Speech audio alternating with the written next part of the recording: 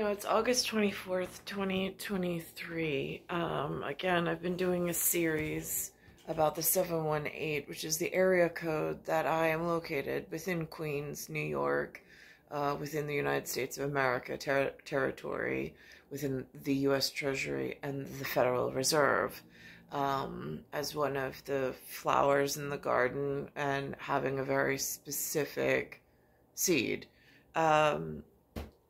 And when I say that, I mean within, like, Hadron Colliders, the only thing I've ever seen referenced with a schematic that looks like this. These are the words that they've given and publicized. This is the public library. This is like the forefront of, in my theater, in my American theater, these are the published words and works in a juvenile for the children that they've allowed and approved. Just so, like, shadow projects, like, I know people sometimes think you're not wrapped too tight. I've heard that before, but again, that's like a sick version of things.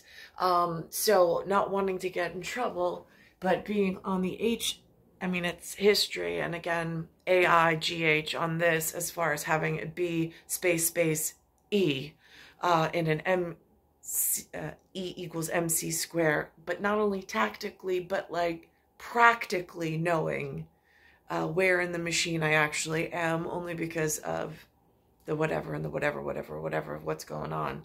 So they came out with, I watch Ancient Aliens every now and again, and they came out with some announcement. It says the Pentagon from Washington. This is on public front, on like that fake news or like whatever. This is what they're saying. This is the only thing I have to go off of. Like, this is like the newest professor in the FCC, FAA, whatever that's going on while I'm in the 718 looking for the Friendship 7, but not having any face-to-face or any real human contact. So here we are. And that wasn't always the case. For the first time in history, members of Congress, senators, and even former presidents are openly talking about the possibility of an extraterrestrial presence on Earth.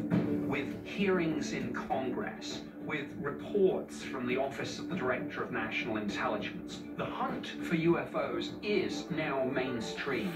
This paradigm shift has emboldened whistleblowers like David Grudge to come forward with extraordinary claims, and represents a major turning point in the hunt for UFOs. What makes the modern hunt for UFOs different than what we've seen in the past is the fact that it's becoming legitimized.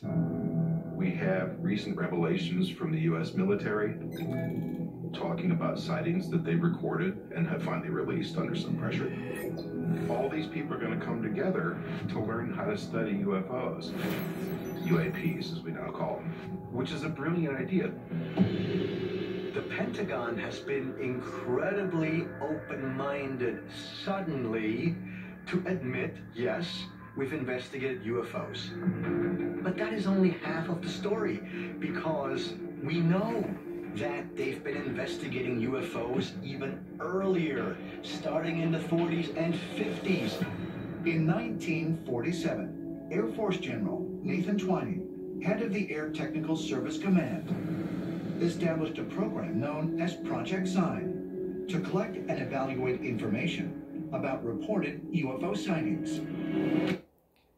Now, sitting here, just like in a chair in my mom's bedroom, with this amount of sunlight going on in photon spectrum, knowing there's a major machine they've called CERN, knowing the illustration that they've allowed the children to learn from looks like this a little bit, knowing on other pages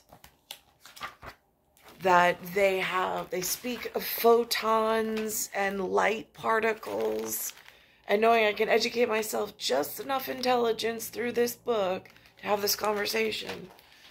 And I'm sitting here thinking to myself, now how do these guys, like, what school did they get into? Who picked them for their teams? And, like, how did they get to this really official level? And why was I left behind? Like, why was I not picked for something? I'm the one with the critical mass in E equals MC squared in the machine, in, like, a square root. And then I realized there's a couple of different projects that I would have no way unless the TV brought it out. This one says Project Sign. Then there's Project Grudge. And then there's something called Project Blue Book. I have no idea. I don't even know how they access this stuff. I don't know who gets this level of intelligence and this level of projects. I mean, but it seems really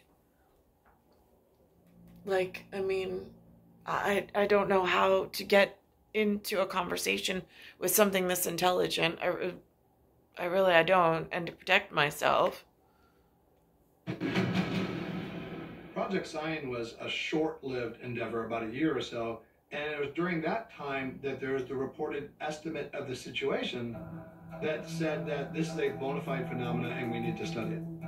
Following on the heels of Project Sign was Project Grudge, aptly named, which took a very dismissive tone to the phenomena and concluded there's nothing here. Grudge between who? Between the grew up right and the rest of the GE? Like, I mean, they build words at this level. Like, when they are disseminating information then out to the public front. Like, the language doesn't just like, oh my God, no, it comes together like a mathematical formula. Somebody built the word grudge.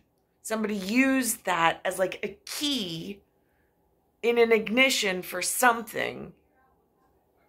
And it's just like following and tracking the clues of the words that they're using. I'm just like, wait a minute. I really have to think on this one. Conclusion of Project Grudge in 1952. The military created Project Blue Book. The program continued to collect.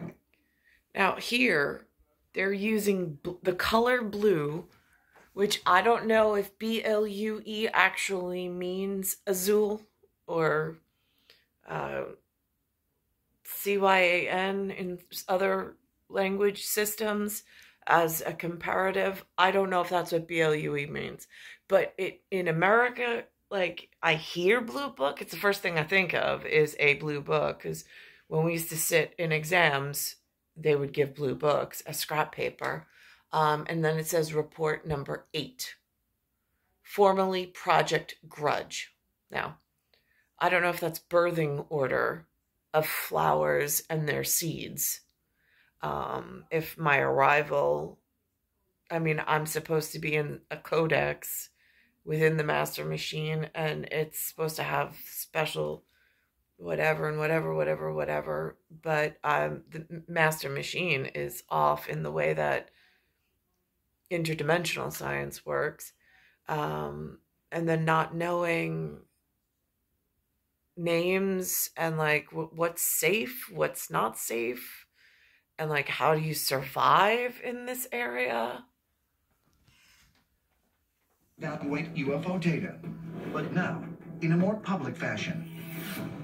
Project Blue Book was largely not interested in whether there was a phenomena, but more in controlling the public narrative. Project Blue Book really wasn't an open conversation. It was the Air Force looking through the stuff saying, no, swamp gas, weather balloons, atmospheric effects, what have you, mass hysteria. They're putting out a report and saying, nothing to see here, move along. Between 1947 and 1969, investigators working on projects Sign, Grudge, and Blue Book collectively reviewed over 12,000 sightings. And like, how do they work on these projects? Like, where do you get approved for this? Where do you apply for this? Do they find you? Or are you supposed to find them? How do they organize themselves? I mean, like, I have no idea. They have not made this an easy conversation by any stretch of the imagination, and I'm inside of this at the moment. It's star 1978, star 8378, Nicole Cattaruzza. It's Earth solar system, Milky Way universe, galaxies broken, and it's Bayside Station, Bayside, New York, 11361.